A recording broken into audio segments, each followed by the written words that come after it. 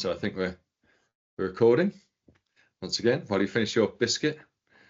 So, how you doing, right? Yeah.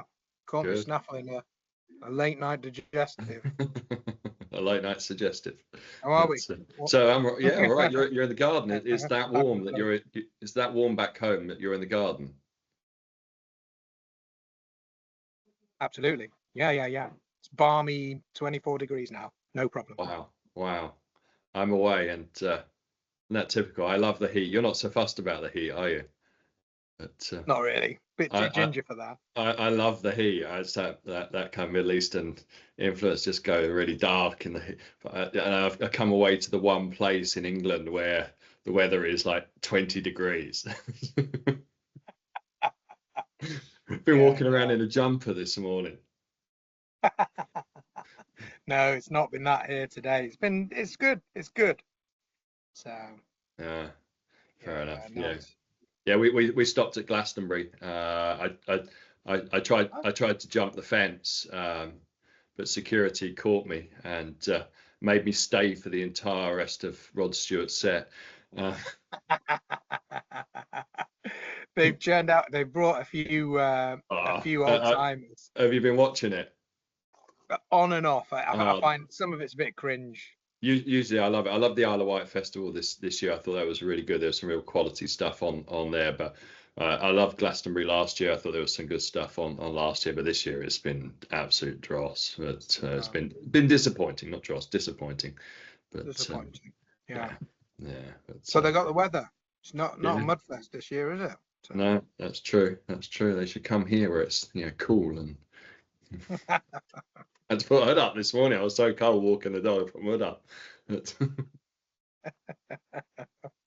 Good. Good. Everything else all right there? Yeah. Well. Yeah. Just normal life. Life goes on. Yeah. Yeah. Well, it's good to finally get together again and different parts of the world again. So we should have a look at this video. Go for it. I picked something for today's discussion, which I am sure you will have seen because it's doing the rounds on social media. It's very, very popular. Little kind of snippet from a longer video, but I thought there was some really, really kind of interesting points in it, which we could perhaps pull out very quickly. So I'm sure you've seen it, and I'm sure you know the background, but we can explain a little bit about the background in a minute, but can you see that? Yeah. Okay, so you probably already know what it is already. Yeah. I did see it. I've only seen it once actually. I did catch it, but yeah. All right, well let's watch it raw without any intro, and then we can maybe run through the background so far as I understand it. But I'd like to abstract away from some of the background, just take some general kind of points from it. Oh, mate, I got to keep filming. There's some people. A little bit jumpy. Bit of buffering. Yeah. The Wi-Fi here is not so great. It's Cornwall. Yeah. Can always rerun it once it's gone through. Are they coming up on us? Oh yeah. Oh yeah, there's one trying to flank us on the far right. Right. Delete the video from Chill. Yeah, dude, let's go. Get out of here. Thank you, Fred, for saving me there. He came for you with a knife in his pocket. What the hell? Let's go. Good on you, mate. Good on you. Yeah, TK Maxx. That's kind of the short version. I just ran it one more time as that was a little bit broken, but. Well, oh, mate, I got to keep filming. There's some people. Are they coming up on us? Oh yeah, there's one trying to flank us on the far right. Right. Delete the video from Chill. Yeah, dude, let's go. Get out of here. Thank you, Fred, for saving me there. He came for you with a knife in his pocket. What the hell? Let's go. Good on you, mate. Good on you. Right, so stop sharing that. I'm sure you've seen that before, like you say, if not lots, then at least once. I before I mean, I saw a clip on social media. I didn't know anything about the guy who was involved. Apparently, he's a YouTuber who kind of makes I don't know if he makes a living. It probably does. I seem to make a lot of money out of YouTube, but who basically wanders around. Looks like mainly Manchester city centre, your old stomping ground, sort of looking at people's lives in the middle of the city and what they're up to and stuff, and seems to provoke a few kind of adverse reactions. But that aside, right, whatever the details of that are, I wasn't particularly sort of interested in how it came about particularly, but I was more interested in sort of the bit that we saw and what the assumptions were and so on. But there is a longer video available with all the build up and so on to that point if people wanted to watch it. But I thought it was actually quite an instructive video from a number of kind of places in terms of combatives. Don't know what you thought. Yeah, absolutely. I think I'll look at the longer video because they're already on to the fact that they're being tailed by the time we pick up on it. So first of all, however they've picked up, they've obviously not interacted before, but they've tuned into that. So that's great awareness in a city centre that's pretty busy. They've clearly realised that they're targeting. Fred, it sounds like is Oppo, the guy who put the slap in. Fred probably knows what he's up to. And yeah, they were making the right moves, keeping sort of stringing it out, moving away, seeing if they were still following, call it, sort of forcing it into a situation. And then quite good sort of tactical management, sort of keeping him at more than arm's reach, sort of hand into the chest sort of thing. And then, so that whole build up before he even sort of does something, I'll have to watch the whole thing. But it's interesting that they picked up on it so well and were clocking multiples that were starting to perhaps triangulate them, which is, again, in a city centre, if you are not switched onto that kind of thing, that doesn't naturally come to you. But then, clearly sort of they were not getting away from them, so they stopped getting away from them. And Fred had obviously had a bit of a plan to give him one go at talking him down, and then that was it. So, and then the next thing that jumps out is the antagonist, the lad who gets slapped, has clearly not been slapped for a long time because it was fairly innocuous, the shot. I mean, the guy's a big guy, but it was fairly innocuous. And he was reeling. I don't know if it was shock. I'd be surprised if it was pain, but he was reeling from it and then didn't have time to sort of, nice long OODA loop there for Fred to then go and just kick him right in the balls, which Fred had clearly planned, and it wasn't the first time he's done it. Yeah, I mean, I think that's there's some good points there, but that very last one, I think, is a really kind of astute one, and maybe we can come back to some of this later because there's loads to talk about here. But just one point, slightly out of sequence, perhaps, is he slaps him with an open hand, right? He doesn't punch him, and then he kicks him what looks like to be in the liver or something like that, body kick, rather than in the balls. And so these are and perhaps many people were looking at it and go, oh, the violence, and then there's questions about hitting him first and stuff that we've addressed before, all the violence. But actually, certainly from our perspective, that the open hand shot, right, it's a large surface area, it's displacing all that power across the face. It's not as hard as he could probably have hit him. He could have hit him a lot harder. It was off his front hand. It was just a swipe. And it was a kick to the body, and he fell over. And people are probably thinking, "Oh, that's a huge amount of violence." But from our perspective, actually, that's not a huge amount of violence. Right? That was actually kind of a very low level of violence. And I was comparing it with perhaps training on a kind of a Tuesday or Thursday night, and most people will get hit harder than that in training. For sure. Multiple times, right? They get kicked harder than that in the body. They get slapped or punched harder than that in the body and face in training and so actually that was not particularly hard. But he, like you say, is probably not used to getting hit like that. But there was also a degree, I think, of kind of measurement on, was it Fred, his name?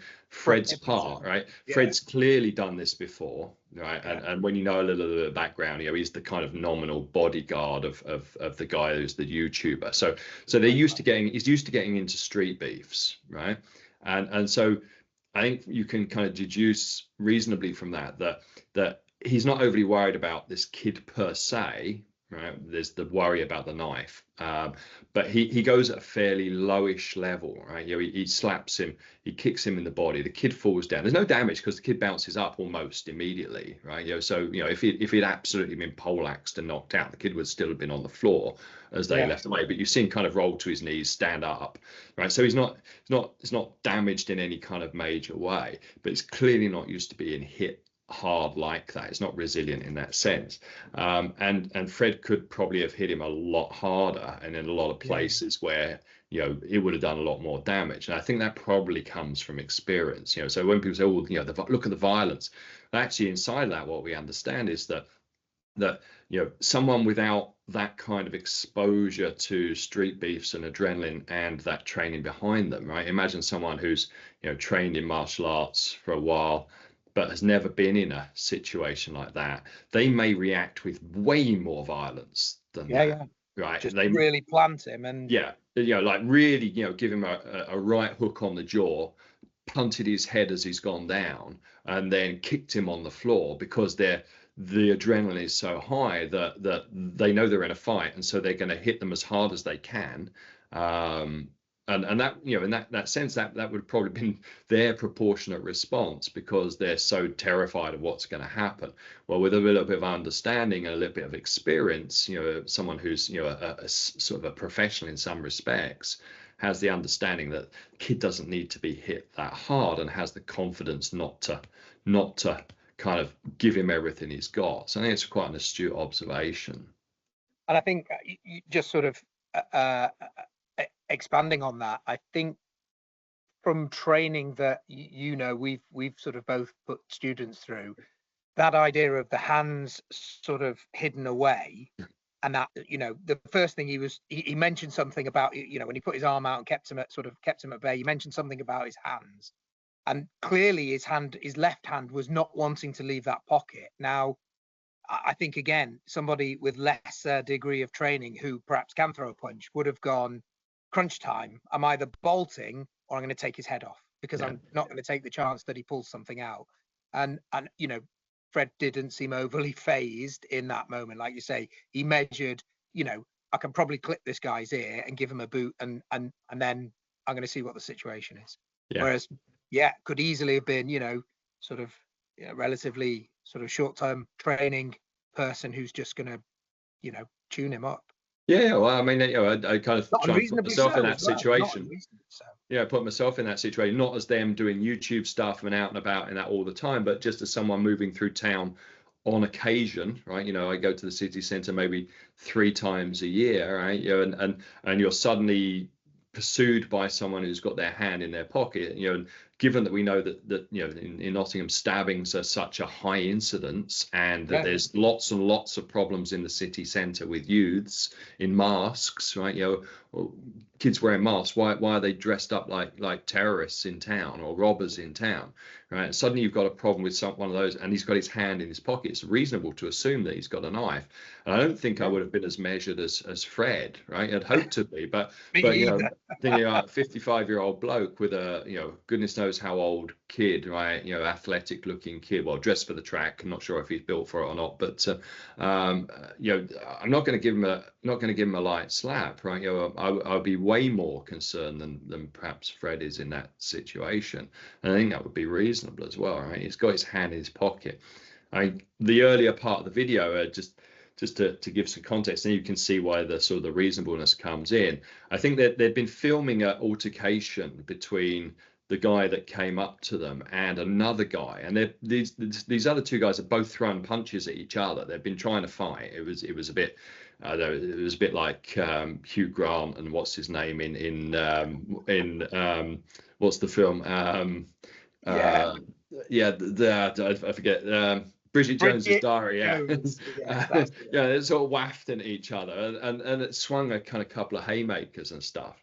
And they'd been videoing it, and it had come to nothing. But at that point, they thought they'd spotted a knife in his hand, it seems, because there's also in the longer video, they sort of blow up some stills, and it looks like he's got a folding knife clasped in his hand in one of the stills. So they'd already, I think, probably identified that he had something in his hand. And then, obviously in Manchester or wherever, that's the worry is that that's going to be a knife. That's a reasonable worry. And he had then followed them. I think he'd probably had a moment of realization that he was on film fighting someone in the middle of city centre, and so he had followed them to get them to delete the video, because you can hear him say, "You're going to delete that video," and so a reasonable assumption that the kid's got a blade on him, and that he's got his hand in his pocket, and he puts his hand in his pocket and brings something out, or it looks like he brings something out, and it gets a clobber. Yeah. And then I guess the only other thing which we may or may not touch on, but the extraction, they move off, and Fred takes him into TK Maxx. So they obviously choose a venue that they're either gonna, precinct 13 sort of, barricade the doors and defend, or obviously there's potentially security staff in there. There's certainly people with telephones and stuff like that, and there's alternative exits. You've got fire exits out the back, and positions where you can do something. I imagine they could probably fairly easily lose themselves in a store of that size, and as you say, there's probably security in there as well if need be, and so on. So don't hang around to see what he's going to do when he gets up, right? It's a good lesson. Beat feet, get out of there. Yep, not wrong. And I don't know how much you see after that. I'm pretty sure the fella doesn't come chasing after them. No, I don't think he does. I think he's had enough. And whoever was with him and sort of triangulating out on the outsides, I'm sure that's the end of their journey for it as well. So, And good to see it can be stopped with some a decent little bit of proactive. As we're saying, if you're gonna hit, if you're gonna hit them first.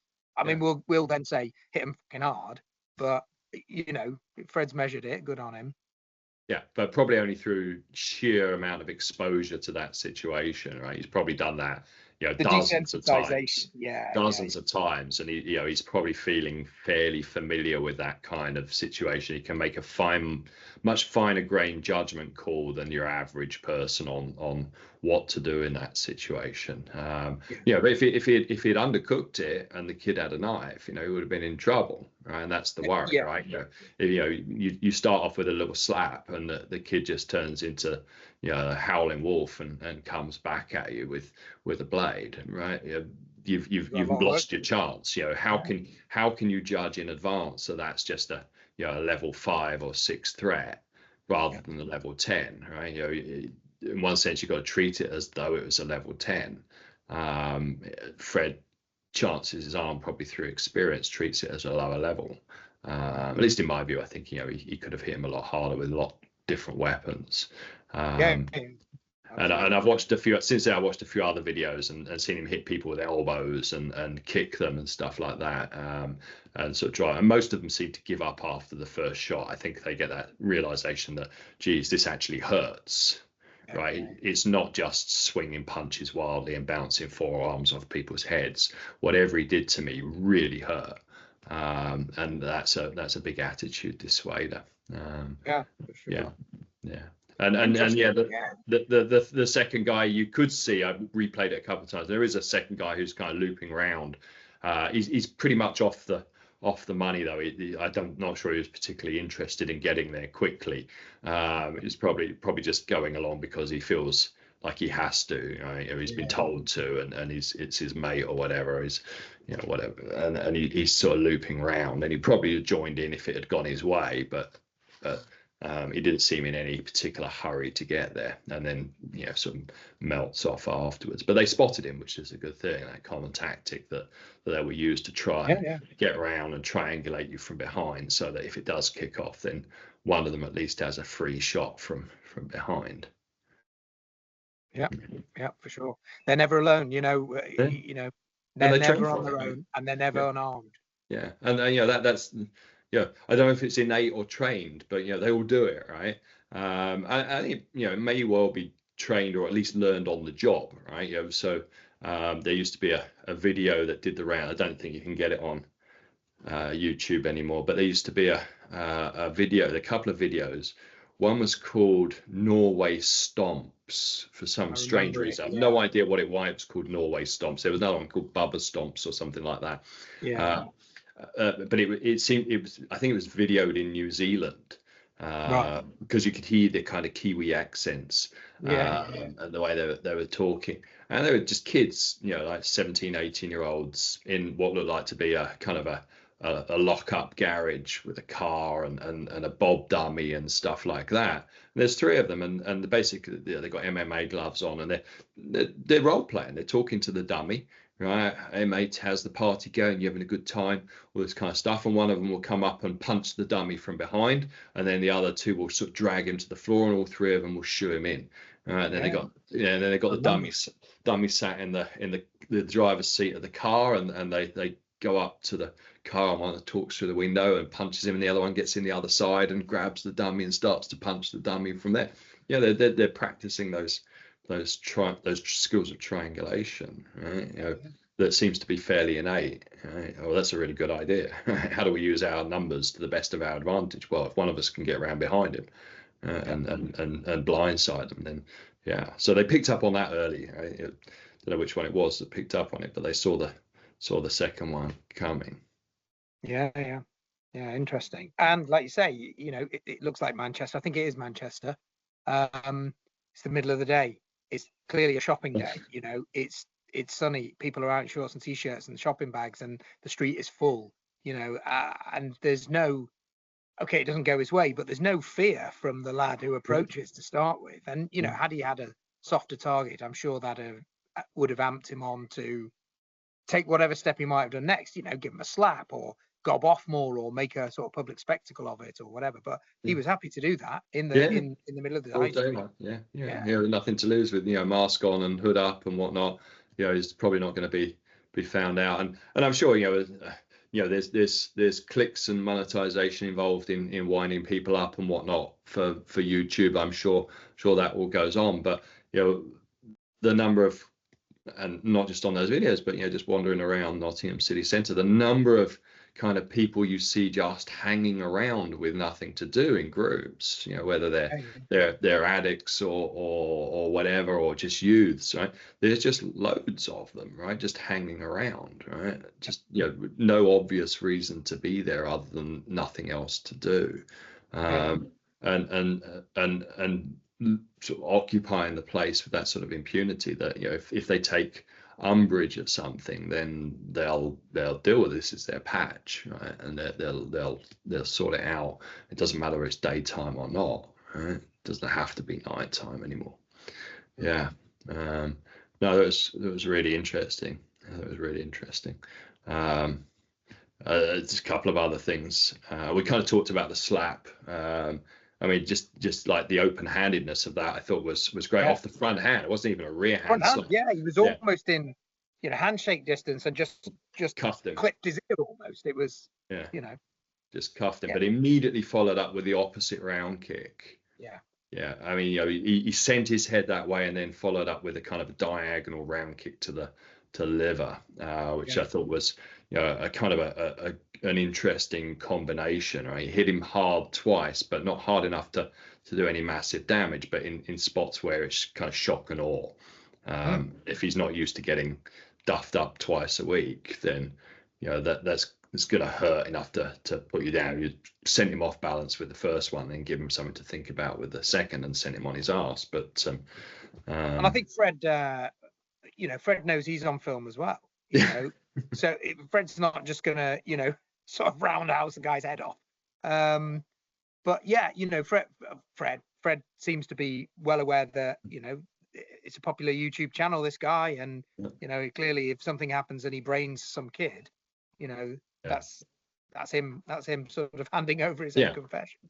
So he's going to go a little bit on the lighter side, I would guess, just from that perspective, but and keep it reasonable. But and that's the other thing. I mean, that I know we mentioned it before, but the kind of response that these things are often met with, and sometimes we hear it, with new people that come to class and so on, is, oh, well, you didn't have to hit him. Why did you can't go around hitting people like that? You can't do that, right? You can't do that, right? You can't go around hitting people first like that, right? You just can't do that. It's against the law, or it's not right, or whatever the usual kinds of thing is. And it's, well, really, right? What are you expecting? What do you expect us to do in those kinds of situations? Yeah, you can go around doing that if you're justified in doing it, and that's actually what the first line of defense should be. So this kind of, you can't do that, you're just being violent. Well, actually, no, right? That's not an assault. That's self-defense and allows you, both as a legal and a moral thing, to hit first if certain conditions hold. Yeah. And I think that would totally reasonably stand up, especially with the open hand and the kick to the body. That is not, neither of those are overly aggressive. I mean, by all means, if anybody's watching this, correct me if I'm wrong, but I think that is not aggressive at all. I've probably had a little scrap with my son today that was tougher than that. No, I agree. I think from what you can see there, and especially if you know a little bit of the backstory, but and it changes because they're YouTubers and they're out doing stuff, I guess, and he's also kind of, like, say, someone on video, and he's used to doing it and so on. So there may be, there's always that temptation in a legal situation to place more kind of responsibility on them to act in a slightly less kind of violent. But imagine that were some non-YouTuber ordinary person walking through town dealing with a situation where perhaps they've tried to intervene, or they've watched two guys having a fight, and then they've walked away and someone's taken the beeline at them, right? And then they approach in that way. Would that be a reasonable response? I think, actually it probably would, right? It probably would, right? The self-defense is a, I'm no lawyer, but I know a little, through doing this stuff, we know a little bit about this. Self-defense is a particular kind of exculpatory claim, right? It removes the guilt from a particular situation. It's not an excuse. Self-defense is a justification. It's not an excuse. It's not like coercion, where someone puts a gun to your head and says, you've got to rob the bank or I'll shoot you. Right, that's you would have an excuse. I think a classic case in English law is the two kind of shipwrecked sailors that ate the cabin boy. They faced a charge of manslaughter when they got back to the UK, but they received a lesser sentence through kind of necessity, right? If they hadn't have eaten, they'd probably have died. And we think, well, okay, in those kind of situations, we kind of understand why someone might have done that. Just like, you might rob the bank when someone puts a gun to the family's head, right? But it doesn't remove the wrongness of the action. You go, look, it was the wrong thing to do, but look, I had no choice, or I had less responsibility. Right? It's diminishing the responsibility. But self-defense is not like that, right? It says, no, I'm fully responsible for what I did. I just did the right thing, right? In this circumstance, hitting someone, which would ordinarily be the wrong thing, was actually the right thing to do. And to prove that, it's a subjective test, right? You have to convince whoever you're talking to, the police or the court, that you honestly believe that you was going to be subject to an attack, imminently going to be assaulted. Yeah, absolutely. Yeah. And all those cues are there, right? Yeah. All those cues. So it looks like they'd spotted a knife prior to that situation, so they were worried about the presence of a weapon. Well, that's a pretty strong kind of indication that you're going to be subject to an assault. There's a second person. They're triangulating around you. I don't know if you noticed, but the approach was pretty straight on. Very, yeah. It's probably worth playing. Yeah, he beelines for him for sure. Yeah, total beeline. I mean, if you look at, I just play it again because it is actually quite instructive. If you look at the other people around him, Yep. and how they're moving, it looks kind of normal, but he looks well out of place. Can you see that already? You can see that. Yeah, I can see. Oh, mate, I gotta keep filming. There's some people. Are they coming up on us? As soon as you see Oh, yeah, him, there's one trying to flank us on the far right. Yeah, look at him coming straight up. line, Yeah, really fast, looking at him direct the whole line way. Yeah. into his personal space, or up to the edge of it, use of the fence, boom, boom, and the other one Yeah, dude, making his way let's off. go. Get out of here. Thank you, Fred, for. So straight approach. No kind of wandering up at the same speed as everyone else. Looks out of place. That kind of direct intention. His head's kind of moving around, like he's looking around, looking them up and down, and so on. All those cues there are of he's told to back off, and he does, and he comes forward again. He's got his hand in his pocket. The presence of a weapon seems a reasonable assumption there. And so, to make the case that, in that situation with those indicators, I really believe that I was about to be assaulted, about to be stabbed, and given what we know about the area and how violent the city centre is, and how prolific knife crime is, that was an honest belief, and then the question is after that, well, given that was a genuine belief, was what you did reasonable? And that's not a subjective thing. That's would everyone else looking at that think that the level of force that you employed was not excessive? And we don't have to judge that to a nicety, as Lord Devlin said, but it can't be excessive. If perhaps three of them had jumped him and caved his head in with a concrete block, or but he slapped him and he kicked him in a place that isn't kind of going to do too much damage. Probably not excessive at all. Probably quite moderate, in fact. Now, whether you get away with that with a court or a jury is another thing. You get a jury of 12 who look at that and think that that's just because they've never seen any kind of beef, and they think that is kind of overwhelmingly violent and terrible. Yeah. Looks like I'm getting darker and darker. Is that you're in Ultra HD. Yeah, good.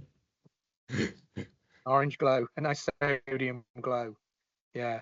No, it's very interesting. It's probably the closest video that we've watched to somebody applying something that we would potentially train them to do in a scenario that matches fairly similar to that. Yeah. So yeah, and the employment of open hand slap, diagonal round kick, two simple weapons that we train all the time. And the fence, first of all, that fence, nice long straight arm, doesn't make it. I'm not sure if he palms him off a touch at first. I think he just sort of a little bit, and then the moment that doesn't make any more distance between the two, he clips his ear. Yeah, and I've seen him use that before. He kind of pushes him up in other videos, but since then I've watched, kind of uses that. He's quite kind of repeatedly uses that kind of fence up, hand out. If they get a little bit close, it'll give them a shove away and tell them to keep their distance. And then they start, you assaulted me. And you're like, no, I told you to stay away from me. Stay at least a meter away from me. Which is a reasonable request. When people are getting agitated like that, they come up at you shouting and screaming. But yeah, I guess that's the sort of situation that they face on a regular basis, which most normal people wouldn't, right? Normal in terms of their jobs as non-YouTubers going around city centres. Videoing people, yeah. Which seems to wind everyone up, right? Seems to wind everyone up. There's a few others kind of went down the rabbit hole on this a little bit, looking at others, and a few others that do it. Many seem quite reasonable, but you wander around with a camera and people are coming up telling you can't video. You can't video here. You can't video here. Why not? Well, you're not allowed to. You need my permission. Well, do you own the place? This is a public area. No, but you can't video me without my permission. and they get really worked up about it. It's like, what? Yeah, no, dude can video wherever he wants, right? As long as it's a public area. Yeah, let him yeah, get it's on very with it. Just emotive. Absolutely, it's walk very away emotive. if you don't want to be on video. Yeah, yeah. Get your ass out, you know. Do Yeah, something. but now you're like, you're on video for like 5 minutes, whereas you would have on video for like 3 seconds. Yeah. Yeah, yeah. Good. Yeah, excellent. That's a good one. Yeah, I thought it was all right. I don't think there was much else I had to say about it. I thought it was probably worth just poring over it a little bit. Yeah, definitely. Excellent. Interesting stuff. Well, I'll have a look at you, man, and see what else Fred's up to. But yeah, no, very good. Yeah. Good Yeah, to see no, I haven't watched a lot of the videos. I've watched the kind of a few clips because generally the premise of the videos doesn't interest me particularly. It's not my kind of viewing material, but and my guess is that they get in themselves into a lot of situations that ordinary people wouldn't, just because in virtue of what they're doing, and they're trying to get clicks and so on. But yeah, I thought just for that snippet, certainly, from a kind of a training person's perspective who's not doing that kind of role, there was a lot to learn from dealing with a kind of an unwanted approach like that. Slap and kick and then make off. Yep. Happy days. Good stuff. Right, next one's on me then. Yes. So we can get another one done fairly soon. Yeah, we'll do. Well, when you're flaked out with the 35-degree heat tomorrow or whatever it is, you'll. That's London. They're roasting down there, I heard. But no, it'll be all right. I'll stay in my not quite air-conditioned office, but I think I'll be indoors tomorrow. So, it's good. I love this weather. This is fantastic. You know what the British are like. They all want the sun until it arrives, and then they can do about 4 hours of it, and then. I want the sun. It's really grey here and slightly kind of cold at times. It's like, oh man, I've been out running. I've been kettlebelling, and I bring all the kit with me and find a little spot somewhere quiet in the countryside and get the kettlebell and mace out. It's like, I just wanted it to be roasting hot for this, so now I'm sort of having to put a t-shirt on over a t-shirt to keep warm while I'm kettlebelling. It's like, no. Comes with age, that blowing on my hat. No, it's not quite that cold. But it's not quite that cold. I can get away in a t-shirt and shorts, but for kettlebells. But yeah, I could do with it being a bit warmer on my vacation time. Well, it'll be here when you get back. I'm not sure. It'll probably be gone by then, won't it? The weekend.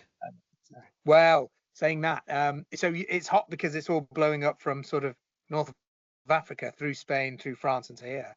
And my daughter and my partner are going to the south of Spain at the weekend for a family event, and it's inland and at altitude, and it will be 45 degrees. Yeah. So yeah, they'll have something to complain about.